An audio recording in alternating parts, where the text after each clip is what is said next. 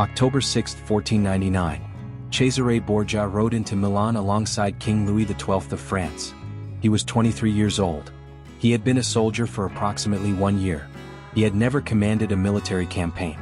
He had never besieged a city. He had never led men into battle.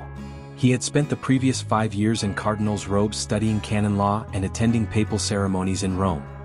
He rode into Milan through streets lined with the population of one of the greatest cities in Italy, cheering a French king who had just taken the duchy in 11 days, and he looked at what an army with modern artillery could do to a medieval fortification system that had not been redesigned in 50 years. He filed everything away. 3 months later, with 15,000 soldiers, French infantry, Swiss mercenaries, Italian condottieri, he turned south into the Romagna and began the systematic dismantling of the independent lordships that controlled the corridor between the Papal States and northern Italy. He was 23 years old and he had a plan that he had been building in his head since he was old enough to read a map. 5 years later, he controlled a state roughly the size of Belgium, had turned the most chaotic and violent region in Italy into one of its best governed, had employed Leonardo da Vinci as his personal military engineer, had made Niccolò Machiavelli consider revising everything he thought he knew about how power worked, and had become the most feared man in Italy. This is the story of how he did it. Cesare Borgia went from cardinal to military commander with no transition between them, straight from the Vatican into the field with 15,000 soldiers and a plan to build a state from scratch in the most violent region in Italy. What followed was 5 years of campaigns, sieges, and administrative genius that produced the man Machiavelli called the perfect prince. Subscribe, like the video, and let's get into it. The Romagna in 1499 was, by the description of everyone who wrote about it, a catastrophe.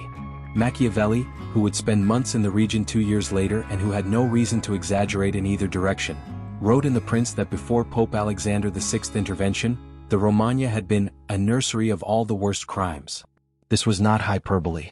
The independent lordships that controlled the region, the Riario family in Imola and Forli, the Sforza in Pesaro, the Malatesta in Rimini, the Manfredi in Faenza, the Montefeltro in Urbino, were nominally subject to the papacy as papal vicars, theoretically governing on behalf of Rome.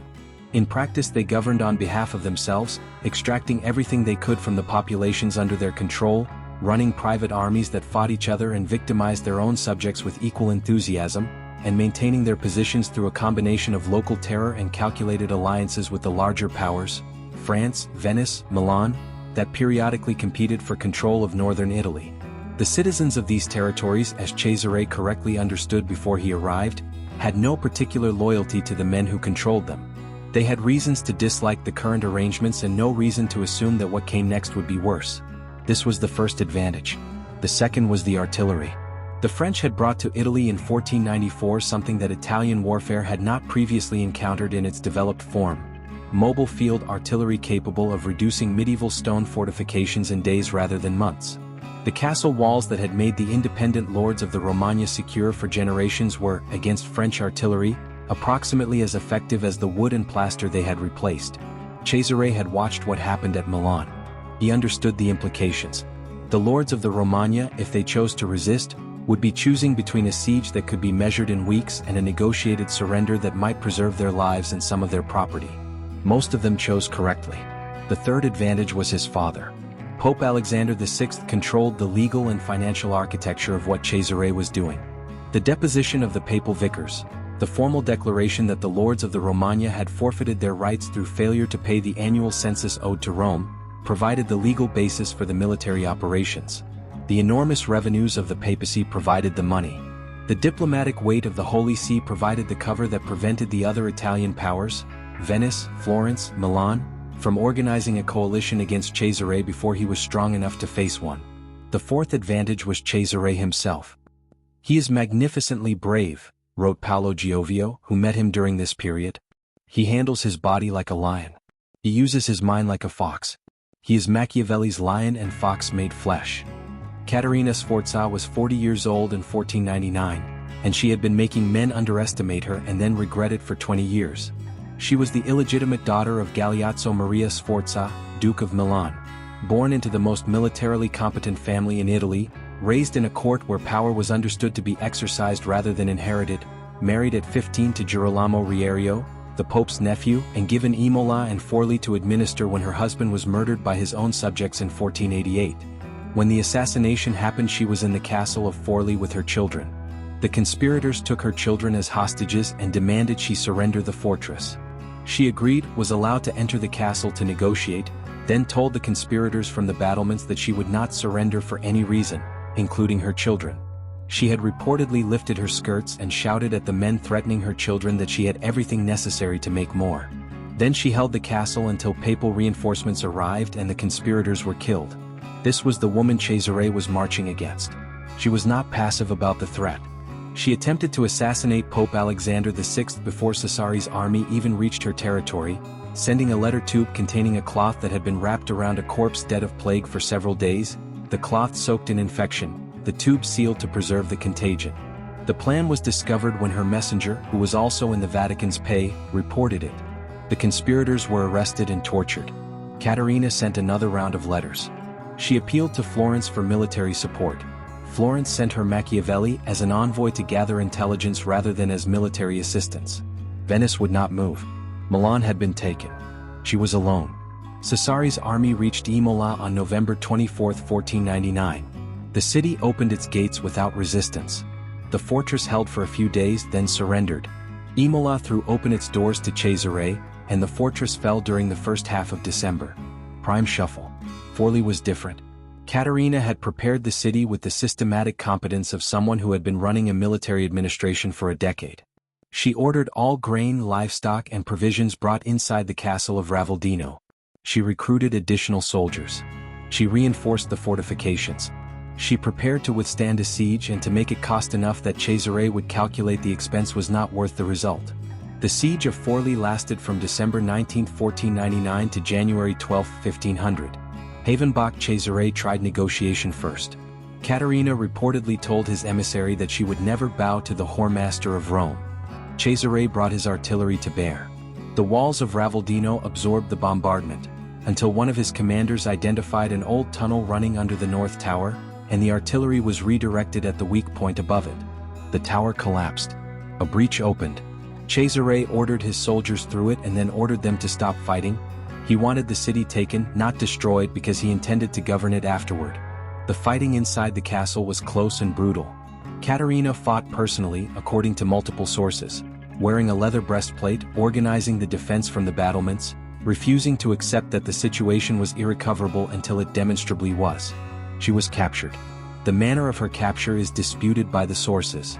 An arquebusier shot the rope as she jumped and Borgia caught her.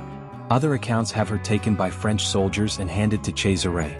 What is not disputed is that she was taken to Rome, imprisoned in the Castel Sant'Angelo, and refused to sign away her legal rights to Forli and Imola regardless of the pressure applied. She eventually secured her release and retired to a convent in Florence. She never got her cities back. Cesare returned to Rome in February 1500 for his triumphal entry. He dressed entirely in black, no colored silks, no ceremonial display of wealth. Just black with a gold collar of the Order of St. Michael. It was the first appearance of the image by which he would be known for the rest of his life and for 5 centuries afterward. The man in black. The Duke Valentino.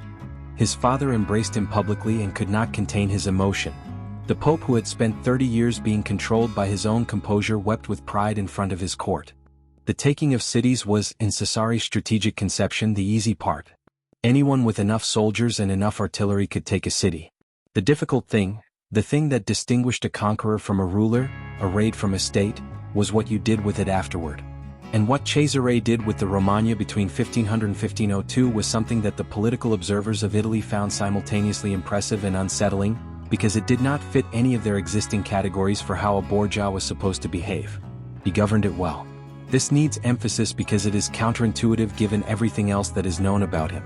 Cesare Borgia was capable of extraordinary violence. Calculated, deliberate, instrumental violence deployed with the precision of a surgical tool. But he was also capable of the kind of administrative governance that the citizens of the Romagna had not experienced in living memory. He abolished the arbitrary taxation that the previous lords had imposed. He standardized the legal code across his territories. He improved the roads, the same roads that Leonardo da Vinci would survey and map in 1502. He established a working postal system. He reduced the banditry that had made commerce in the region effectively impossible. Machiavelli, who spent months in the Romagna and observed all of this directly, wrote about it in terms that the morally outraged reader of The Prince tends to skip over in their focus on the violence. The Duke has a wonderful mind and manner, and he controls his army well. His state was disorganized and full of robbers, tyrants, and infinite examples of disorder. He has so corrected it that it is now an example of virtue. The instrument of this transformation was Ramiro de Lorca, Cesare's Spanish governor in the Romagna, a man of considerable administrative competence and zero sentimentality who imposed order on the region through a combination of efficiency and terror. He worked. The Romagna became, by the standards of Central Italy in 1501, a functioning state. Then Cesare had him arrested on charges of corruption, tried publicly, and executed in the main square of Cesena on the morning of December 26, 1501. His body was displayed cut in two with a bloody knife beside it. Machiavelli described the reaction of the people who found the body in the square. The ferocity of the spectacle left the people at once satisfied and stupefied. Satisfied because the man who had been harsh with them had been punished. Stupefied because the punishment was so extreme, so theatrical, and so deliberately staged by the man who had appointed Ramiro in the first place. Cesare had used his governor to impose order on a chaotic region, then used his governor's execution to demonstrate that the order was not the governor's doing, it was his. The fear and the gratitude both pointed in the same direction. To him. Machiavelli watched this happen from a few miles away and began to understand something about power that he had not fully understood before. The campaign continued through 1500 and 1501. Pesaro fell in October 1500. Giovanni Sforza, Lucrezia's humiliated first husband, fled without waiting for the army to arrive. Rimini fell without significant resistance. Pandolfo Malatesta made the calculation that his position was indefensible and left. Faenza was different. The young lord of Faenza, Astor III Manfredi, 14 years old, a boy who had inherited his title and his city and had done nothing to deserve either the loyalty his citizens showed him or the attack that was coming, organized a defense that the sources treat with the particular respect reserved for lost causes, conducted with genuine courage. The population of Faenza fought for their boy lord with a commitment that none of the other cities of the Romagna had shown for their considerably more capable rulers. The siege lasted 4 months, from November 1500 to April 1501. When Faenza finally fell, Cesare was so impressed by the resistance that he treated the surrender with unusual generosity, guaranteeing the safety of the population, protecting the city's property, and allowing Astor Manfredi to remain in his custody with his honor intact. Then, some months later, Astor Manfredi was drowned in the Tiber. His murder was never officially attributed, but the Tiber by 1501 had a particular association with the consequences of being a problem that the Borgia family needed to resolve. In May 1501, Pope Alexander VI formally created his son Duke of Romagna. In October of the same year, Cesare received an additional commission to command French troops in the siege of Capua in the south. He took the city on June 24, 1501. His troops sacked it with the particular lack of discipline that French mercenaries of the period demonstrated when given the opportunity, and the sack of Capua became one of the events that attached the reputation for mass violence to the Borgia name, regardless of how directly or indirectly Cesare had ordered it. Cesare returned north. He was 25 years old. He was Duke of Romagna, Duke of Valentinois, Captain General of the Papal armies, lord of a state that stretched from the Adriatic coast to the edge of Tuscany. He had built it in 2 years from nothing. He looked at the map. There was more to take. In the summer of 1502, Cesare Borgia issued a document that the art historians of the 20th century have studied with the particular attention that historians give to primary sources that are both authenticated and almost unbelievable. He gave Leonardo da Vinci unlimited authority. The document, preserved in the archives, reproduced in countless biographies of Leonardo, appointed Leonardo as Cesare's personal architect and engineer with a pass that allowed him to inspect and direct any fortification, construction project, or military engineering work in Cesare's entire domain. No one was to obstruct him. No one was to question his authority. He had the full backing of the Duke of Romagna behind every instruction he gave. Leonardo had spent the previous years at the court of Ludovico Sforza in Milan, the same Ludovico Sforza whom Cesare had accompanied Louis XII to defeat in October 1499. With his patron gone and the French in Milan, Leonardo needed a new employer. Cesare needed an engineer capable of doing what no available Italian military engineer could do: think about fortification design, road systems, and military logistics with the systematic creativity that the new era of artillery warfare required. The two men spent approximately a year together in the Romagna. Leonardo surveyed the territory. He designed improvements to the fortifications of multiple cities. He drew the maps, the aerial perspective maps of the Romagna towns that are now among the most studied documents in the history of cartography, and which were, in their original purpose, military intelligence documents for the Duke of Valentino. He built a canal from Cesena to the port of Cesenatico, a major infrastructure project that required the kind of engineering competence that the region had never had access to before. He also drew a portrait of the man employing him, or at least, art historians have argued for centuries that the portrait attributed to Altobello Meloni showing a young man in dark clothing with intense dark eyes and sharply handsome features is Leonardo's record of the face of Cesare Borgia.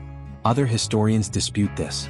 What is not disputed is that Leonardo found in Cesare something that his subsequent patrons, none of them, including Francis I of France, ever gave him in quite the same way, the sense that what he was doing mattered immediately, that his engineering was being built and used and tested in real time, that the gap between design and deployment that frustrated him everywhere else had been eliminated by a patron who wanted results and had the resources and the authority to produce them. He is a man of such extraordinary mind, Leonardo wrote of Cesare, according to accounts preserved by later biographers, that he sees everything and does nothing by chance. Three men of the highest order, Cesare Borgia, Niccolò Machiavelli, Leonardo da Vinci, were all in the same rooms in the same cities in the Romagna in the autumn and winter of 1502. The conversations that happened between them, which the sources record only in fragments and glimpses, shaped the intellectual history of the Western world. Cesare was 26 years old. He was at the absolute peak of what he would ever be. The trap of Senigallia was 3 months away. His father's death was 13 months away. The world was about to start moving in directions he could not control. But in that autumn, in those cities, with those men around him, he was exactly what Machiavelli would later call him. The nearest thing to the perfect prince that the Italian Renaissance had produced.